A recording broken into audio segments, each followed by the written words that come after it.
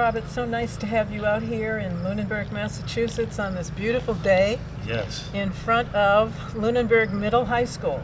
It's a new facility, and the weather is with us today. It totally is. Beautiful facility at Hope that. you enjoyed that ride out on Route 2. It was a little bit of a relaxer. You know, I got to think leaving the city and just, traveling into a whole new place. Right, right. Get my mind right. Right. Well, as you know, you and I have known one another for years as practicing artists in the greater Boston area. You're now a rock star. You've recently received an honorary doctorate from Mass College of Art in Boston. And a wonderful film has been made about you that we hope to showcase at some point here in Lunenburg, perhaps at the library. And your métier, your field, is the visual arts. It's, in a way, very much a performance because it's public art. You want to talk a little bit about what got you into that particular stream of art making? The idea of being available to the public is intimidating to some people, but to other people they just love it because it's part of the community. So how did you fall in love with public art? I fell in love with public art because it was my way of wayfinding, going to and from. So there was ways that I was going to school that there was a better route that had a lot of artwork. I see. From the likes of Dana Chandler, Paul Goodnight. Right. And the OGs. Right. Where there was messaging that I wasn't quite understanding, but it felt like something that represented and resembled me. Right. What gave me the spark to want to make it happen was just the access that I had to it. I didn't have to have a membership. I didn't have to be a part of anything. It was just the overall access. And the older I got with just looking at the work, I started to understand there were stories connected to it. So it was deeper than just hey, that's that mural of Malcolm X and Martin Luther King when the bus turns into the Nubian Ocean. There's a story behind it. Yes. And so the more I started getting into the craft, I was more or less what was I seeing and what was it saying to me? So the art of storytelling just seemed to be the thing that got me very sparked because I feel like there's a story that we have that's untold. Right. The idea of stories is so important to us as artists because all of us, musicians, dancers, choreographers, poets, we're all telling stories of one type or another and bringing our experiences to it. There was a writer many years ago who said that art is the only weapon we have against the deafness of history.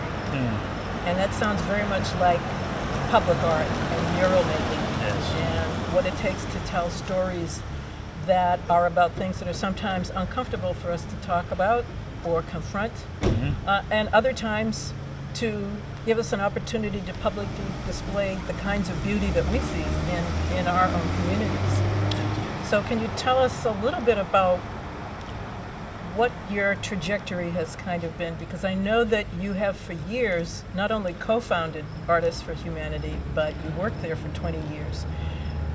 Predominantly working with teen youth and introducing them not only to the art of making things, but the business of it. Yes. So tell us a little bit about, since we're at a high school here, we're going to be working here at this Artists in Schools program. What is it like to be interacting with teen youth around the arts? What has satisfied you in that experience? I want to say what satisfied me, and that's an amazing question about youth and working in the process and creative industries, as we're calling it now, is that I'm always in front of the future. That's beautiful. Yeah. That I'm always in front of the future. I'm always in front of the future. Yeah, so it's I stand in front of them and I tell them that there is a process and a step that you can take, but I made the mistakes for you. So let's work this out. And I want them to understand just the ability to honor a commitment, because whatever you put into it, it comes back. So I got I got deep in the theory behind creating art, because if your mind's right, what you create is as clear as a bell. Process is just a matter of practice, and then you can't scare your parents and be like, I'm gonna be an artist, because you got to be able to pay a bill and make sure things are happening. So I think to piggyback on to honor a commitment is to make sure that they know what it's like to get up and show some discipline, to go into work, or at least getting paid for your time and energy into something, but also paying their dues and paying attention. That's the most important part. You pay attention, you can apply that across the board, whether it's in your schoolwork or it's in your artwork, and always keeping themselves. I have the honor of being around like more than one teenager. It's not like a very concentrated one-on-one. It's like 1 to 80 to 100 sometimes. Wow. But 30, that I've had the most, and then that 30 turns into like a cycle that evolves over the years. Right. So I think with the ability to show them process, show them dedication, and to walk the talk, that's the most important part, because they see me outside of the program, moving and shaking, and just making sure that like whatever success I'm having and just being creative, very knowledgeable about what I'm talking about, and just living with it. Just showing them how it's like life work on top of that. Right. So they're now having that conversation where they're like, yo, Mom, I'm gonna be in the creative industry about these things. Yes. And there's a language behind it. There's the constant development, and it's so energetic and new all the time because there's new stuff happening on a regular basis. Right. Well, that's so extraordinary because, one of the things we've learned as a creative people, not only in this country but around the world, is that we have to pay attention to the business aspects of our production. That we have this incredible gift to give to humanity, which are our poems and our paintings and our dances and our choreography and our murals. So in our Artists in Schools program here that's being sponsored by the Lunenburg Cultural Council, we're really having in your name a master artist and a master educator to come for our youth, for our kids, and they will be exposed to the kinds of things you've just described, which is going to be fabulous for them, even though this is only a one-day residency.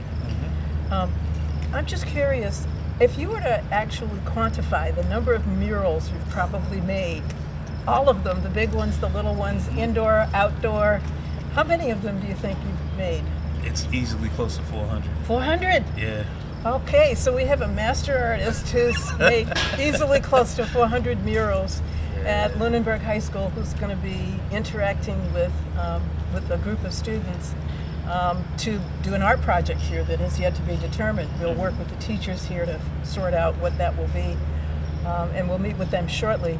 But I understand also that recently there is a film that has been made about you.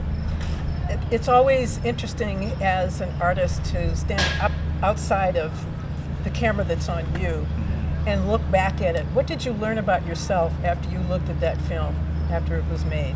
I've learned that it's real hard to talk about yourself, right?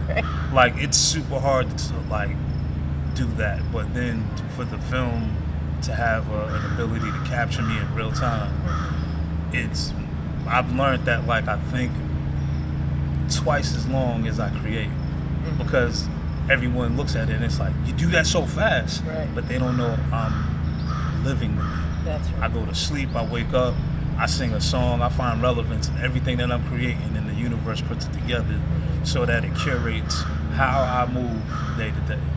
From the conversations I have with Bobby on up to the conversations I have with the wall. Right. So that's what I've learned about myself in that film, is that, like, there's a lot of people who understand the vocabulary now, and that I'm starting to see things clearer, Right. and I'm feeling safer in what I've created, just in the ability to have that voice and have people listen, Right. and it makes sense to them. I see a lot of nods. Right. So that's the one thing I learned. I was like, wow, I'm not just in my head now. I don't sound like a rap lyric. Right. People were living and growing with it. Right. You really have become the embodiment of the life of art. I mean, you've become the embodiment of what it means to dedicate oneself to creativity. And recently, you also received an honorary doctorate from Mass College of Art in Boston. I'm sure that was a great honor. How did it make you feel? How did it make your parents feel? How did it make your daughter feel? It made everybody, especially my parents, it brought them a high level of joy just to see the type of support that constantly goes on and that people are watching. All the moves I've been making. So, if I can go back in the time machine and tell them, hey, yo, mommy, yo, dad, I'm gonna be an artist. I would go back and tell my younger self, see, I did it. I did it, but I've learned that they were watching me the entire time. They've had my back the entire way. You mentoring me to make sure that I'm going for the goal and just staying educated, pursuing those higher, those higher benchmarks. It was a pleasure. Is there anything else that you want to share with us? Perhaps a young student who might be out there thinking about a career in the arts, and you just talked about the parental support you got for this, which is unique in a way, and the mentors that you've had, and the life outside of art that you've been able to create for yourself. Is there any advice you would pass on to a young artist at the high school level who's thinking maybe about a career in the arts? Yeah, there's advice that I have, and I'll follow it with a quote. The quote's from an unknown source. I heard it at my nephew's graduation. But the advice I would have first off is gain your parents' trust. You can do anything in the world. That is number one. That's going to be your support. And the quote goes for, be mindful of what you think about, because what you think about will become your words will become your actions will define your character. That's right, it's beautiful. Thank you so much for talking with us. We're going to go in and meet with the teachers All right. now. Let's make it happen. Thanks so much. You got it. All right. Thank you.